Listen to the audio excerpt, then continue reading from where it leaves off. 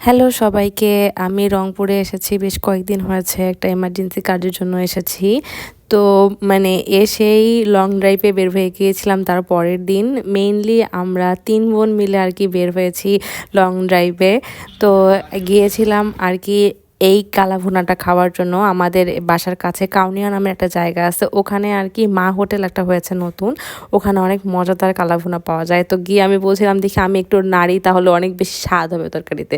তো এই তো তারপরে আমরা ওখানে খাওয়া দাওয়া করে যখন ফিরছিলাম তখন আর কি অনেক বেশি রাত হয়ে গিয়েছিল, প্রায় 1:30-2টার মতো বেজে গিয়েছিল। আর আপনারা তো জানেন উত্তরবঙ্গের ঠান্ডা কীরকম হয়।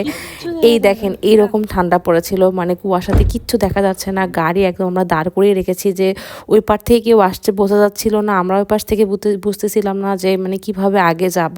তো ড্রাইভার ভাইয়া গাড়ি থেকে নেমে গ্লাস পরিষ্কার করছিল, মুছছিল, মানে কোনোভাবেই গ্লাস ক্লিন হচ্ছিল না, বারবার ঘোলা হয়ে যাচ্ছিল।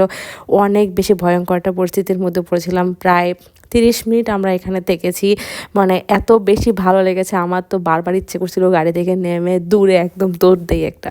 তো যাই হোক, অবশেষে আমরা সেফলি বাসায় পৌঁছাতে পেরেছিলাম। তো আজকে এই পর্যন্ত, সবাই ভালো থাকবেন, আল্লাহ হাফেজ।